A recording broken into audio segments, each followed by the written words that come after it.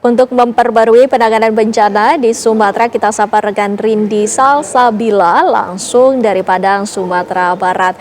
Rindi, silakan dengan laporan Anda.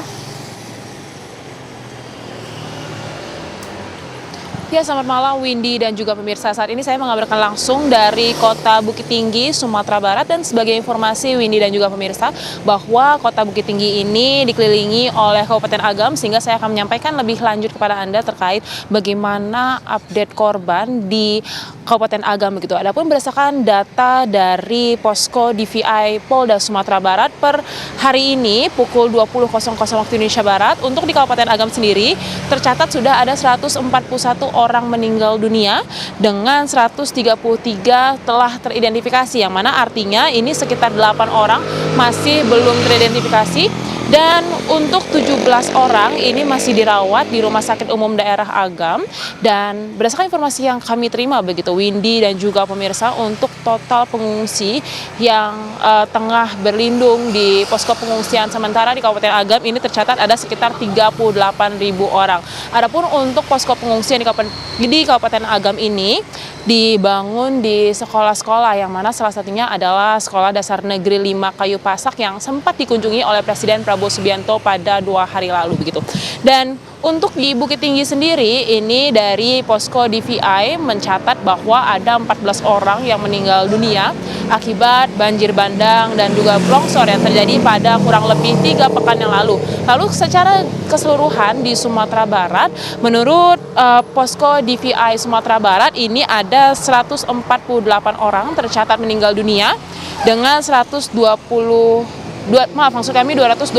teridentifikasi, yang mana ini artinya 27 orang yang ditemukan masih belum teridentifikasi. Adapun kami mendapatkan laporan begitu ya, bahwa untuk para siswa di Kabupaten Agam ini mulai mengalami gejala trauma gitu ya, ataupun gangguan psikologis, karena memang seperti mana diketahui untuk akhir Desember ini sudah memasuki libur sekolah bagi siswa. Namun karena mereka tidak bisa mengunjungi tempat mereka biasa bermain akibat rusak atau hancur karena banjir bandang dan longsor yang terjadi pada 3 pekan lalu, membuat mereka cukup stres begitu ya. Dan tadi jika kami dapat ceritakan, tadi kami dari Kota Padang menuju ke Bukit Tinggi melewati Lembah Anai, yang mana Lembah Anai ini merupakan salah satu jalur vital di Sumatera Barat yang terdampak cukup parah akibat banjir bandang dan longsor yang terjadi pada 3 pekan lalu, sehingga memang untuk Lembah Anai yang menghubungkan antara Kota Padang dan Bukit Tinggi ini harus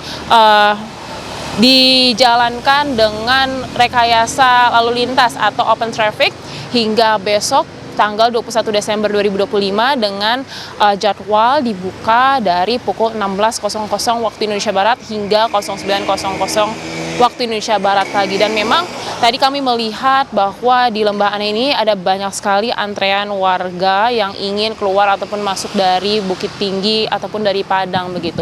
Dan kami juga tadi sempat mengunjungi salah satu huntara di Koto Tangah, Kota Padang, Sumatera Barat, yang mana di sana ada 80 unit yang diisi oleh 80 hingga 90 kakak, yang mana tadi kami sudah berbincang-bincang begitu ya dengan warga yang tinggal di sana yang berasal dari 4 kecamatan di Kota Padang. Mereka mengaku puas atas huntara Kampung Nelayan Koto Tangah, Kota Padang, Sumatera Barat yang disediakan oleh pemerintah Kota Padang, karena memang untuk ruangan yang berluas 6 kali 6 meter itu sudah disediakan oleh pemerintah Kota Padang, 2 kamar tidur yang sudah dilengkapi dengan 1 kamar tidur di masing-masing kamar, dan khusus untuk kamar anak ini disediakan ranjang tingkat begitu yang bisa diisi oleh 2 hingga 3 anak.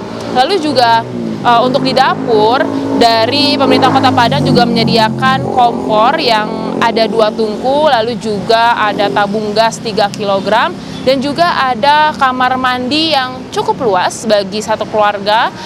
Dan di kamar mandi tersebut juga sudah disediakan toilet jongkok. Dan tidak hanya itu, Windy dan juga pemirsa, pemerintah Kota Padang juga menyediakan kursi dan meja di ruang tamu, sehingga jika dapat dikatakan untuk warga Padang yang mengungsi atau tinggal di Huntara Kampung Nelayan ini hanya perlu membawa baju dan bawa diri jika mereka mengatakannya pada kami begitu. Dan tidak hanya fasilitas berupa rumah hunian sementara, dari pemerintah Kota Padang juga menyediakan Starlink, yakni sebanyak 3 buah untuk menunjang fasilitas internet bagi warga Padang yang tengah mengungsi atau tinggal di hunian sementara Kampung Nelayan itu. Dan tadi juga kami melihat begitu ya, bahwa ada banyak anak-anak yang bermain di Huntara Kampung Nelayan Kota Padang, dan kami sempat menanyakan kepada mereka apakah mereka senang tinggal di sana. Mereka pun mengaku senang dan mengaku nyaman, meskipun memang mereka tampaknya sedikit mengalami trauma begitu akibat adanya banjir bandang dan longsor.